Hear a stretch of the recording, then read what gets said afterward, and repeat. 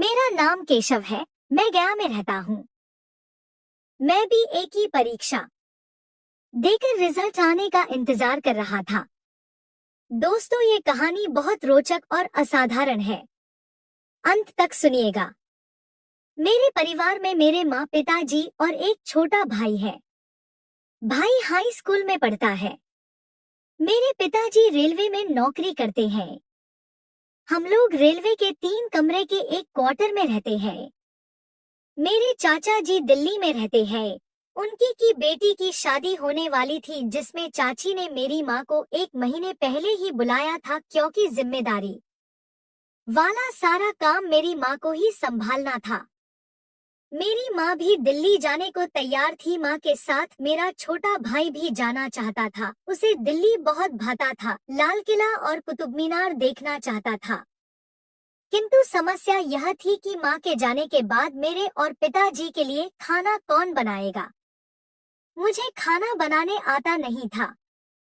मेरी माँ ने इस समस्या का कभी हल निकाल लिया। मेरे मामा जी की छोटी बेटी सविता इंटर की परीक्षा देकर बैठी हुई थी।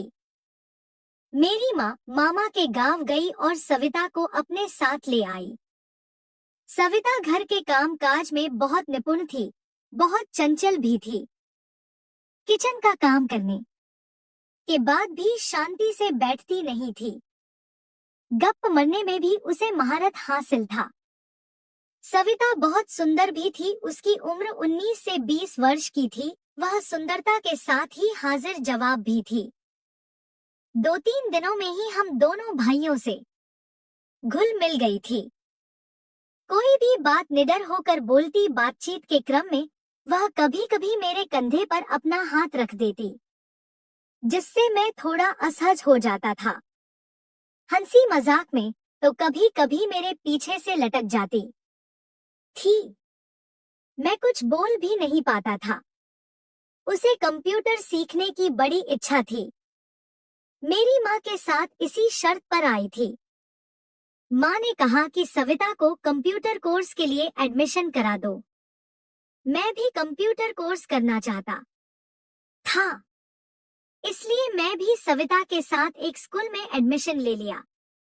हम दोनों घर से 11 बजे निकलते और 3 बजे तक घर लौट जाते। बाइक पर पीछे सट कर बैठती थी, जिससे उसके दोनों स्तनों का दबाव मेरी पीठ पर महसूस होता था।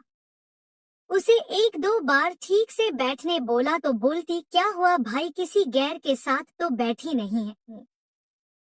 मैं निरुत्तर हो जाता। 2 दिनों के बाद माँ और छोटा भाई दिल्ली के लिए ट्रेन से रवाना हो गए।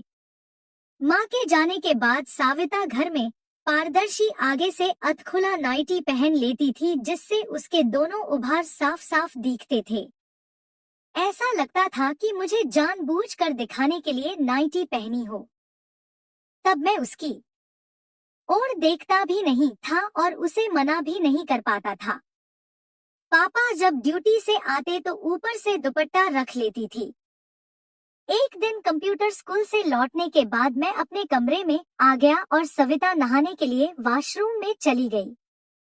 मैं माँ से बात करना चाहता था। मेरे मोबाइल में बैलेंस नहीं था। मैं सोचा सविता के मोबाइल से बात कर लेते हैं। मैं सविता के कमरे से उसका मोबाइल लेकर बात करने का प्रयास करने लगा। उससे पासवर्ड पूछा तो बता दी। उसके मोबाइल में कई गंदी फिल्मों का नोटिफिकेशन देखा तो मैं दंग रह गया। मैं चुपचाप उसका मोबाइल जहां से उठाया था वहीं रख दिया। वॉशरूम से आने के बाद सविता चाय बनाई। मेरी चाय मेरे कमरे में रख गई और खुद अपने कमरे में पलंग पर बैठकर चाय पीने लगी और मोबाइल पर बिजी हो गई। मैं कुछ देर बाद धीरे से कमरे में गया और उसके पीछे खड़ा होकर देखने लगा। बड़े चाव से एक गंदी फिल्म देखने में व्यस्त थी। उसे मेरे उसके पीछे होने का पता ही नहीं चला। अचानक मुझे खांसी हुई तो साविता डर गई और मोबाइल छुपाने लगी। मुझे डांटते हुए बोली, भाई इस तरह छुप छुप कर मेरी जासूसी क्यों कर रहे हो? आजकल कौन लड़का लड़की ये सब नहीं देखता है। मैं निरुत्तर होकर अपने कमरे में आ गया और सोचने लगा, सविता बात तो सही बोली, देखते तो सभी है परंतु बताता कोई नहीं है। कभी कभी मैं भी तो देखता हूँ।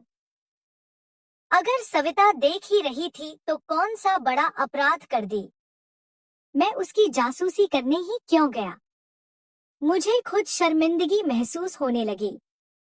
मुझे अपने कमरे से निकलने का जी नहीं कर रहा था, परंतु सविता बिल्कुल नॉर्मल थी।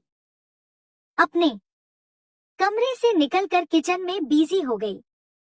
थोड़ी देर के बाद सविता मेरे कमरे में आई और बोली, भाई क्यों मुंह लटका कर बैठे हो, आओ किचन में मेरी थोड़ी सहायता करो, कम से कम सब्जी काट दो। लेकिन मैं सविता का सामना करने की हिम्मत नहीं कर पा रहा था। इसी बीच पापा ड्यूटी से आ गए। सविता पापा के लिए चाय पहले ही बना चुकी थी। पापा को चाय देने उनके कमरे में गई। पापा ने सविता से पूछा, बेटा चिकन बनाने आता है? सविता ने हाँ कहा तो पापा ने मुझे पुकारा और चिकन लाने के लिए पैसा दिया। मैं चिकन लाने चला गया। मेरे पापा को रोज शाम को शराब पीने की आदत थी। उनकी इस आदत के खिलाफ माँ ने बहुत बार आंदोलन किया। पापा पर कोई असर नहीं पड़ा। अंत में माँ हार गई। पापा में एक बात खास थी कि बाहर से पीकर कभी नहीं आते थे। हाँ, अपने साथ शराब की बोतल लेकर आते थे।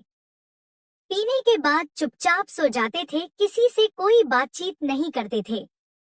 कभी कभी पीने के लिए अपने एक स्टाफ को बुला लिया करते थे। मैं चिकन लाया और किचन में रख दिया। सविता चिकन बहुत स्वादिष्ट बनाई। पापा का स्टाफ आ गया था। चिकन के साथ पापा आज थोड़ा ज्यादा ही पी चुके थे। जैसे तैसे खाना खाने के बाद पापा अर्ध बेहोशी की अवस्था सो गए। रात्रि के 10 बज चुके थे। मेरा खाना मेरे कमरे में सविता रख गई थी।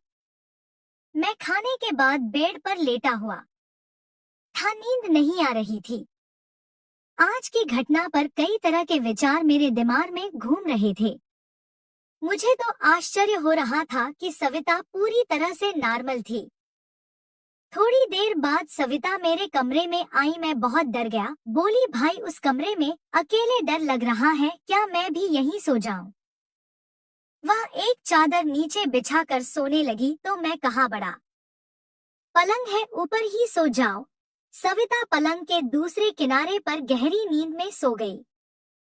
मुझे सब कुछ असहज लग रहा था। मैं बहुत देर तक जगा रहा। नींद कब आई पता ही नहीं चला। सुबह लगभग 5 बजे मेरी नींद टूटी तो मैं हड़बड़ा कर उठा। मैं सविता को पीछे से लिपट कर सोया हुआ था। मेरा एक हाथ सविता की कमर पर था। उस हाथ को सविता पकड़ रखी थी। धीरे से उसके हाथ को अलग किया और उठकर वॉशरूम में फ्रेश होने चला गया।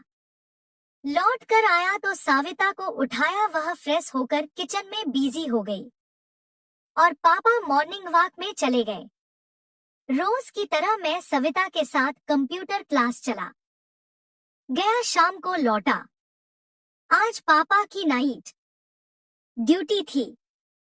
खाना खाकर पापा लगभग 9 बजे ड्यूटी के लिए निकल गए। पापा के जाने के बाद हम लोगों ने खाना खाया। खाने के क्रम में सविता ने कहा, क्यों भाई बहुत शरीफ बन रहे थे, रात में तो तुम मेरे साथ कसकर लिपटे हुए थे। मैं खुद को तुमसे छुड़ाने का प्रयास करते करते थक गई थी। भाई तुम तो रिश्ते की मर्यादा तोड़ने के लिए व्याकुल हो रहे थे। मुझे नहीं लग रहा था कि तुम नींद में हो। कुछ याद आ रहा है या भूल गए? मैंने कहा, तो तुम जगा देती। मैं क्यों जगाती, तुम तो बहुत शरीफ ठहरे। मैं देखना चाहती थी कि तुम बाउंड्री पार करते हो या नहीं।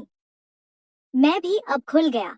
मैंने कहा कि अगर बाउंड्री पार कर जाता तो नींद में कोई पार नहीं कर सकता, तुम नीचे गिर जाते। इतना बोलकर वह हंसने लगी। सविता किचन में बर्तन साफ करने चली गई। मैं बहुत दुविधा में फंसा हुआ था कि सविता रिश्ते में मेरी बहन है, उसके साथ उल्टा सीधा काम करूं या ना करूं, अगर किसी को पता चलेगा तो मेरे बारे में क्या सोचेगा। परंतु यहाँ देखने कौन आ रहा है? घर में तो पिताजी भी नहीं है। मेरे कई दोस्त अपने रिश्ते की बहनों के साथ शारीरिक संबंध बनाए हुए थे। मेरे पास कई उदाहरण थे। मैं दर्शनिक रूप से सोचने लगा कि मानव का भी अजीब अजीब समाज है। एक समाज में रिश्ते के भाई बहन में ही शादी होती है, तो एक समाज में ऐसे करना भारी अनुचित माना जाता है। सविता के अध खिले वक्ष स्थल को देखकर आज मेरा मन भी काबू से बाहर हो रहा था। किचन से निकलकर सविता अपने कमरे में चली गई। सविता आज बहुत खुश थी, जैसे उसे आज लंबे इंतजार के बाद बहुत बड़ा तोहफा मिलने वाला हो। थोड़ी देर में मेरे कमरे में आई और बेखौफ मेरी गोद में बैठ गई। वो जैसे ही मेरी गोद में बैठी, मेरे शरीर में सनसनी फैल गई। मेरी रगों में खून का रफ्तार बहुत तेज हो गया। वह सीधे मुद्दे पर आ गई। मैं लाइट ऑफ करना चाहता था तो उसने माना कर दिया। अब हम दोनों एक दूसरे के प्रति पूर्ण समर्पण और प्यार के साथ जिंदगी का अद्भुत नया सुख रात भर एक दूसरे को देते और लेते रहे।